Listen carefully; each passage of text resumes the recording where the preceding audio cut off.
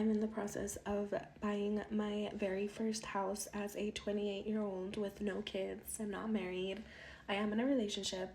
I close in 7 days, and I feel like I should be super excited right now and happy, but in reality, I am terrified.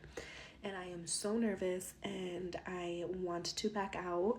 Wow, I've been seeing these everywhere, and I want to be careful here because these aren't actors, they're real people and real stress, real regret. And honestly, part of me wants to say, yeah, I get it. And I do get it. The market's brutal right now. Insurance is up, taxes are up, food's up, gas is up, everything costs more. But then there's the other part of me that's like, well, I've been doing this for 25 years. Most of what you just watched was preventable. Not all of it, but most of it. And the stuff that wasn't preventable, you could at least see it coming so it doesn't wreck you. So that's what we're going to do here today. I'm going to show you exactly what's driving this house poor epidemic in 2026, the hidden costs nobody warned these people about, and simple framework for figuring out if buying right now is actually right for you. So let's jump into it.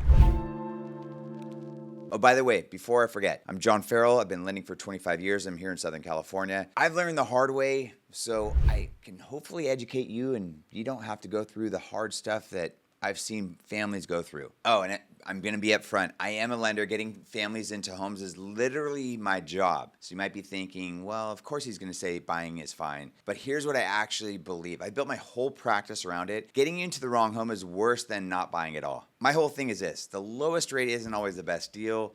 The right strategy is. And right now, a lot of people got the house, but skipped the strategy. And that is what we're fixing today. Here's the thing that nobody's saying in those comments on those TikToks. The system allowed this to happen. Lenders can legally approve you for a mortgage that takes up to 50% of your gross income. And FHA loans, government loans, 55%, which is crazy to me. Crazy. And gross income is before taxes, before health insurance, before groceries, gas, utilities, your kids' activities, car payments, all of it.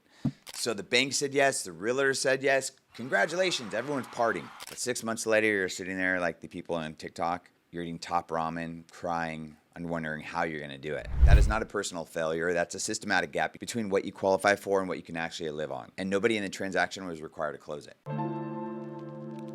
Let me break down what's actually happening to people's payments right now. If you have a fixed mortgage rate, your principal and interest, it does not change. For the life of the loan, as long as you live there, it does not change. It's locked, it's forever. That's the whole point. What does change is your escrow. Escrow covers property taxes and homeowners insurance. Both of those have gone up significantly in almost every market in the country. And insurance costs are up because rebuilding costs are up. Then you've got natural disasters like the LA fires or hurricanes in Florida. And property taxes are up because your home's assessed value went up, which sounds like good news, and it is. It's great news. But now the county, they want you to pay for it every month. One of our past clients, great income, solid down payment. She called me a few years after closing on her home purchase. The payment had jumped and she thought something was wrong. Nothing was wrong. She just forgot that the county has the ability to reassess the value of the home. And the good news is, even with that bad news of the increase of the reassessed value, she was still in a comfortable zone where the payment was not putting her in a bad place. This is exactly why it's so important when you're getting pre-approved that you're going through these strategy calls, because your lender should be asking you more questions just to make sure that even though the bank says you can get approved for a certain purchase price, you're going through and making sure that with potential expenses coming up in the future and a potential rise in property taxes, that you're still going to be comfortable. Because like that girl on TikTok, you don't want to go to the closing table and have regret, and it's regret before she's even getting to the home. Like, it's almost like she's being forced into the home. That's not a good thing. You don't want that.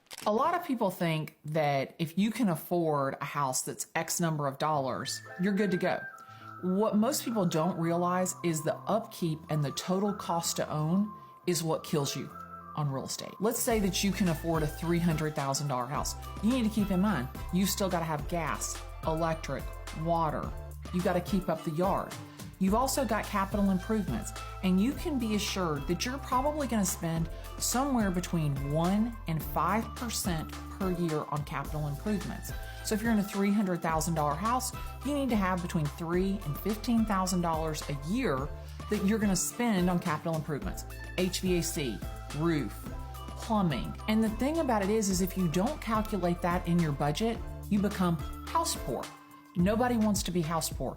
Good old Glenda Baker said there is the maintenance piece. This is important. When you buy a home, plan on spending 1 to 3% of the purchase price every year, and that's on upkeep and repairs. Now, it's not going to be every year, but it's a good plan to have. So on a $700,000 home, that's $7,000 to $21,000 a year. And that's not just if anything goes wrong. That's just normal home ownership. Now, yeah, of course, it's not going to hit the $21,000 every year, but it's a good, you want to have these ideas in place of like, okay, besides the mortgage payment, besides the kids' preschools and this and that, there is maintenance costs of the home. And the question is, do most buyers budget for that? Probably not.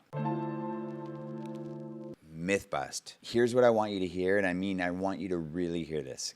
Getting pre-approved does not mean you can afford it. Those are two different things. The bank is not your financial advisor. The bank has guidelines. And if you fit those guidelines, they'll lend you the money. That's their job. My job as a lender is to ask you more questions and to help you get clarity on if this payment actually fits your life. Beyond the new mortgage payment and beyond the debts we see on your credit report, what other expenses are there currently? And my favorite one, what might be actually coming down the road? I'd like to see your all-in housing payment, principal, interest, tax, insurance, if there's HOAs, sitting around 25 to 43% of your gross income. If your debt ratios are 45, 50, 55%, you are going to feel it every single month, every unexpected bill. You're literally one water heater away from a really bad year. And here's the thing that never gets said. If making your down payment completely wipes out your savings, that might be a signal to pause. Not forever, but just pause. Because a down payment gets you in the door. That emergency fund is what keeps you from losing your peace. So where does a lender, loan officer, mortgage strategist fit in all of this? It's not just about finding the best rate. It's asking questions that lenders, frankly, a lot of them skip. One of the biggest ones, kids, you guys. Kids are so expensive. Are we planning on having kids? Or how many kids are we actually going to be planning on having? Now, granted, a lot of us don't talk about that, but it's something that we should think about because kids require private school, additional food, activities. These conversations should be happening even before you are identifying a specific property. It's really important. The lender needs to understand your financials so that you're making the right decision, so that you're not moving into this house and dreading it. Because at the end of the day, the house, it's kind of the easy part. The structure around the house, that's where people win or lose. I've seen families build serious generational wealth through home ownership, and it's been a great thing. And I've also seen people that get crushed by it. The difference almost never comes down to rate. It comes down to, did they have a plan going forward? Did they actually walk through what home ownership really looks like? All right, here's how you know if you're ready to buy. Not whether the bank thinks you are, whether you are. 4 checks, write these down. 1, the take-home test. Take your monthly gross pay before taxes, multiply by 38%. That's your target all-in payment, principal, interest, tax, and insurance. And of course, if there's HOA dues. If you're looking at a home where it's pushing your debt-to-income ratios past 38%, that could be a yellow flag, and you got to tread carefully. Maybe you're not using your full income to qualify, and there's additional income, or maybe you're expecting an increase in income in the near future, and that will make the house more affordable. Number 2, the escrow reality check. And this kind of sounds stupid, but I'm hearing about it. Make sure that when you're speaking with the lender, they're giving you the full payment, principal, interest, tax, insurance, and HOA dues. I've seen clients out there that they've only been given the principal and interest payment, which blows my mind. It's not realistic. And get real tax and insurance estimates, not fake ones, not ones that you see on Zillow or Redfin, real ones. Because this is where payments can often be a big surprise. Because if you're not given the real tax and insurance payments, this can be a big surprise. And if you're too far down the road, not a good situation. 3, the reserves test. After your down payment and closing costs, how much cash do you have left? For our clients, we like to see at least 6 to 9 months of living expenses in the bank. And if the answer is close to 0, you might want to pump the brakes. Not forever, just until you build a buffer. Number 4, the 10-year gut check. Are you planning on staying in this city, this life situation for at least 7 to 10 years? Because when you factor in the transaction costs, commissions, closing cost, all of it, you usually need several years just to break even. And if the honest answer is probably not, then it might not pencil out. And that's okay, because renting strategically while you're building clarity, savings is completely legitimate.